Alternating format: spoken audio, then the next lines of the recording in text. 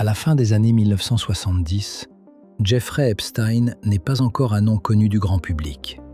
Il n'est ni élu, ni héritier d'une grande fortune, ni figure médiatique.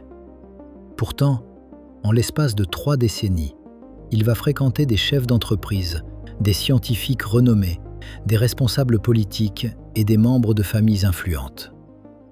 Comment un homme sans diplôme universitaire complet a-t-il réussi à entrer dans ces cercles fermés?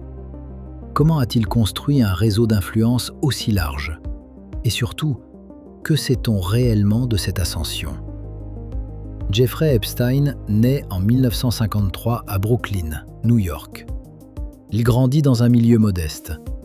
Après des études au Cooper Union, puis à la Courant Institute de l'Université de New York, qu'il ne termine pas, il commence à enseigner les mathématiques et la physique à la Dalton School, une école privée prestigieuse de Manhattan, à la fin des années 1970.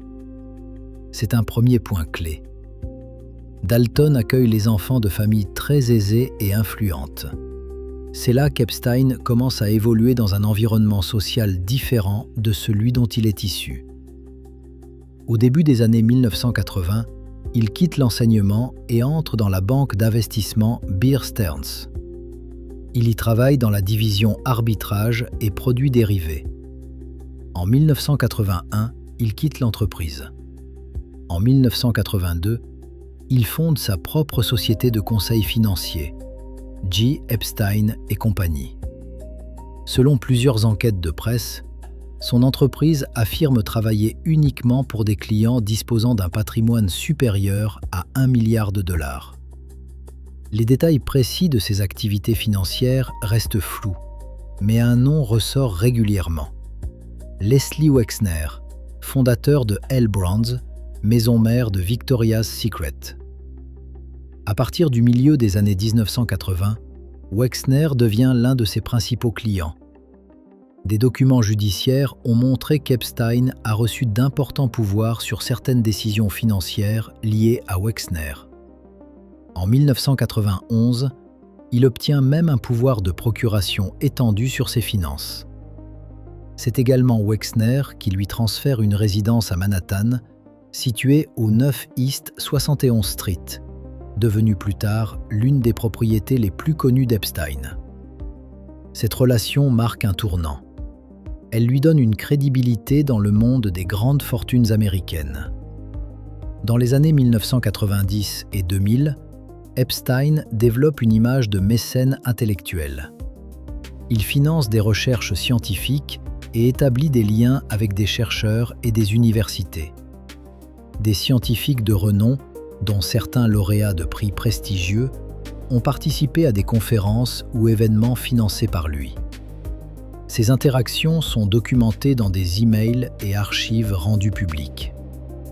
Il multiplie également les dîners privés, les événements dans ses résidences de Manhattan, Palm Beach, New Mexico et plus tard sur Little St. James, dans les îles Vierges américaines. Son cercle relationnel inclut des dirigeants d'entreprises, des universitaires, des personnalités médiatiques et des responsables politiques. Des journaux de vol rendus publics ont montré que plusieurs figures publiques ont voyagé à bord de ces avions privés. Il est important de préciser qu'apparaître dans un carnet d'adresses ou un registre de vol ne constitue pas une preuve d'implication dans une activité illégale. Au début des années 2000, des accusations émergent en Floride. En 2005, une enquête policière est ouverte à Palm Beach concernant des faits impliquant des mineurs. En 2008, Epstein plaide coupable de sollicitation d'une mineure et de sollicitation d'une personne pour prostitution.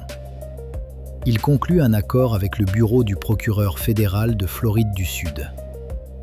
Il est condamné à 18 mois de détention, dont il purge environ 13 mois avec un régime de sortie autorisé pour travailler. Cet accord de 2008 sera plus tard largement critiqué. En 2019, le département de la justice reconnaîtra que les victimes n'avaient pas été informées correctement de cet accord, en violation du Crime Victims' Rights Act. Malgré cette condamnation, Epstein conserve des contacts avec certaines personnalités influentes après sa libération. Des enquêtes journalistiques publiées en 2018 et 2019 montrent qu'il continue à organiser des rencontres et à apparaître dans des événements privés.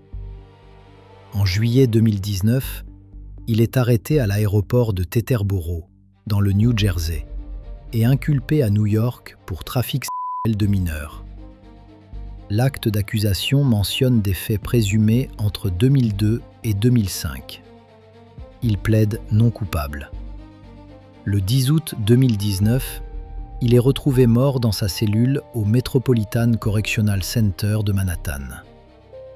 Le médecin légiste de New York conclut à un suicide par pendaison. Le département de la justice reconnaît par la suite de graves dysfonctionnements au sein de l'établissement pénitentiaire. Après sa mort, les procédures civiles se poursuivent. En 2021, Ghislaine Maxwell, associée de longue date d'Epstein, est reconnue coupable par un tribunal fédéral de New York de trafic sexuel de mineurs et condamnée en 2022 à 20 ans.